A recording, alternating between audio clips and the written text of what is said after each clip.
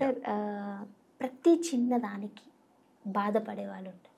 అమ్మేదన్నదను, నాన్న కోప్పడ్డాడను, లేదా ఫ్రెండ్ నా మాట వినలేదను, లేదా నన్ను అర్థం చేసుకోలేదను, లేదా హస్బెండ్ ఇంకేదో అన్నారు, వైఫ్ వాట్ ఎవర్ ఇట్ ఏదైనా చిన్నదానికి కూడా బాధపడిపోయి మన హార్ట్ని ఎక్కువ బాధ పెట్టేస్తూ ఉంటాం. సో నిజంగా చిన్న వాటికి కూడా ఇంత బాధపడొచ్చా అని ఒకసారి ఆలోచించుకుంటే మనకు కూడా అది కామెడీగా అనిపిస్తూ ఉంటుంది. కానీ కొంతమంది ఇది డిప్రెషన్లోకి వెళ్ళిపోయే వాళ్ళని కూడా చూస్తూ ఉంటాం. ఈ చిన్న చిన్న బాధల్ని ఎలా కంట్రోల్ చేసుకోవాలి, ఓవర్కమ్ ఎలా చేయాలంటారు? అసలు చిన్న బాధ పడేవాళ్ళు ఫూల్స్ నా ఉద్దేశంలో. Choose your battles properly. ఇంత సృష్టిలో నువ్వు ఎవడివి, నువ్వు ఇలాంటి ఫైట్ ఎందుకు ఎంచుకుంటున్నావు? అమ్మేదో అంది, ఓ బాధపడిపోయి, నాన్నేదో అంది బాధపడిపోయావు కంటే నీకు అంత చిన్న చూపు ఉంది లైఫ్లో. లైఫ్ గురించి నువ్వు ఏమీ లేకపోతే, సాధించుకోవడానికి ఏమీ లేకపోతే ఇట్లాంటి వాటి గురించి బాధపడతావు. పెద్దవాళ్ళని ఎవరైనా చూడండి, వాళ్ళ వీడియోల కింద చూడండి, ఎవడెవడో అసలు ఏమీ ఐడియా కూడా లేనివాడు బూతులు తిడతా ఉంటారు. అవన్నిటిని వాళ్ళు పట్టించుకోరు.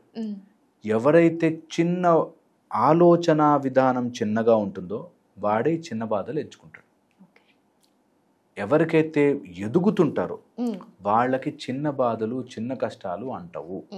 ఎప్పుడైనా ఎవరైనా చిన్న చిన్న వాటికి ఫీల్ అవుతున్నారు అంటే నీ ఆలోచన చాలా చిన్నదైపోయింది. పెంచు, ఆలోచన విధానం పెంచుకో. నీ బ్రతుకు చాలా గొప్పది. నువ్వు చిల్లర చిల్లర విషయాల్లో పడి ఏడవకు. ఎప్పుడు ఎవరికైనా అట్లాంటి చిన్న బాధ, మా నాన్న ఇలా అన్నాడు బాధపడేవాడు, బాయ్ ఫ్రెండ్ ఇలా అన్నాడు, గర్ల్ ఫ్రెండ్ ఇలా అంది, ఎప్పుడైనా సరే ఎవరైనా అనే మాటకి చిల్లర విషయాలకు బాధపడుతున్నాడు అంటే వాడి జీవితం చిల్లర బ్రతుకులో ఉంది. Improve, grow grow grow. ఎంత బిగ్ అంటే నీ లైఫ్లో ఇంకా పెద్ద సమస్య చూడవా, చిన్న సమస్యల నాలా దగ్గర కొట్టుకునే సమస్యలేనా, హయ్యర్ థాట్స్కి వెళ్ళలేమా? ఒక్కసారి చిల్లర విషయాలన్నీ పక్కన పెట్టేసేసి పక్కన just push them away and try to outgrow and see. పైకి ఎదిగి చూడాలి. అప్పుడు ఏంటి ఆ రోజులతో ఆ మాటలు కూడా బాధపడ్డాను, ఎంత సిల్లీగా అనిపిస్తుంది నాకు అనిపిస్తుంది. నిజంగా కూడా ఎవరికైతే వాళ్ళ మీద వాళ్ళకి విలువ లేదో అవతల వాడు నాకు విలువ ఇవ్వాలని ఏడుస్తారు. అవతల వాడు విలువ ఇవ్వాలని ఏడుస్తారు. ఎప్పుడైతే వాళ్ళ విలువ వాళ్ళకి తెలుస్తుందో, I can grow, I can do much bigger, నేను ఇంకో 10 పుస్తకాలు చదవచ్చు, నేను ఈ బాధ టైంలో నేను ఇంకో మంచి వ్యాపారం చేసి డబ్బులు సంపాదించుకోవచ్చు, నేను ఈ బాధ టైంలో ఏదైనా మంచి సీనరీకి వెళ్ళి చూసి రావచ్చు, నేను వాకింగ్కి వెళ్ళొచ్చు, నా హెల్త్ ఇంప్రూవ్ చేసుకోవచ్చు, నాకు బోలెడు పనులుంటే వాడెవడో అన్న మాట పట్టుకుని దానికి బాధపడుతూ నా ప్రెషియస్ లైఫ్ని వేస్ట్ చేసుకుంటున్నాను అనేది మైండ్కి ఎక్కాలి. అన్నిటికంటే ముఖ్యమైన విషయం, ఏది ఉన్నా లేకపోయినా సమయం వెళ్ళిపోతోంది. ఈ సమయాన్ని నేను వాడెవడో అన్న మాటకి జస్టిఫికేషన్ కోసం నేను బ్రతకట్లేదు. ఇది revolution. It should come like from inside. నేను ఇంక ఇలా చిల్లర బ్రతుకు బ్రతకను, నాకు ఇంత పిచ్చి బ్రతుకు వద్దు, నేను ఐఎమ్ గ్రోయింగ్ అబౌవ్ ఇట్. అది అమ్మ కావచ్చు, నాన్న కావచ్చు, ఎవరన్నా అనొచ్చు. అంటున్నారు అంటే, నాకు అనేది పాయింట్ వచ్చింది అంటే నేను ఎక్కడో వీక్గా ఉన్నాను. నేను ఎదుగుతా పోవాలి, సూర్యుడిలా రగిలి మండి పైకి వెళ్ళాలి. అప్పుడే యూ విల్ గ్రో.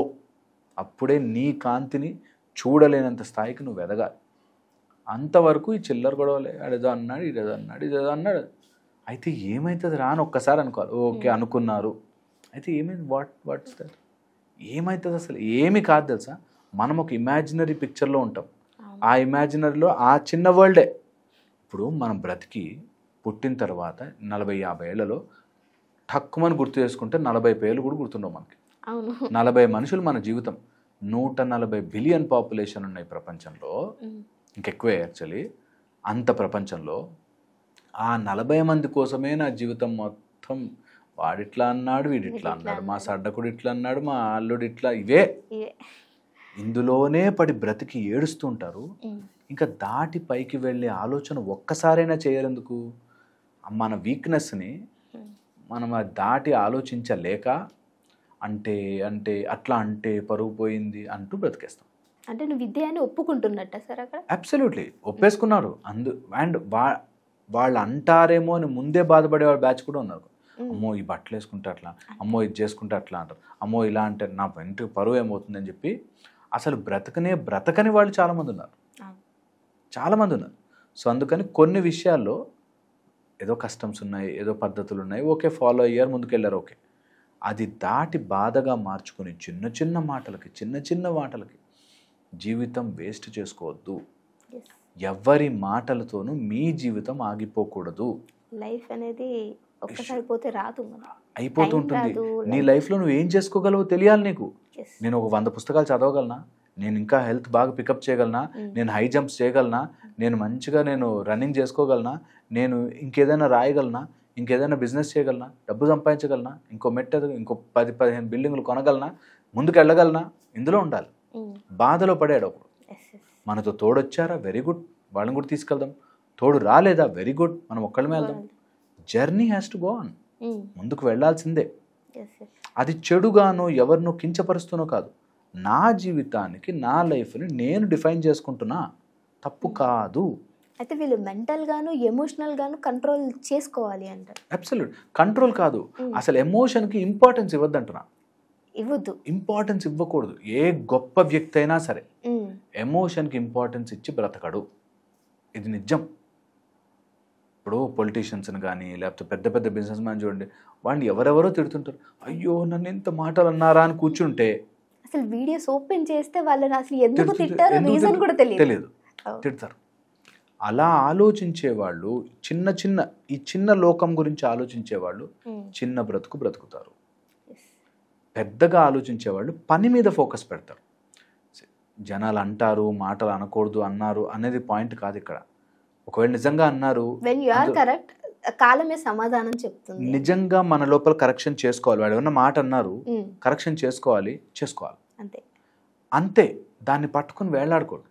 నిజంగా ఏదైనా నేను చెప్పాను, ఏదో అందులో ఏదైనా తప్పు వచ్చింది, అయ్యో నా తప్పు చెప్పానా, నేను రాంగ్ చదివానా అనుకుని కరెక్ట్ చేసుకుంటా ముందుకెళ్తాం.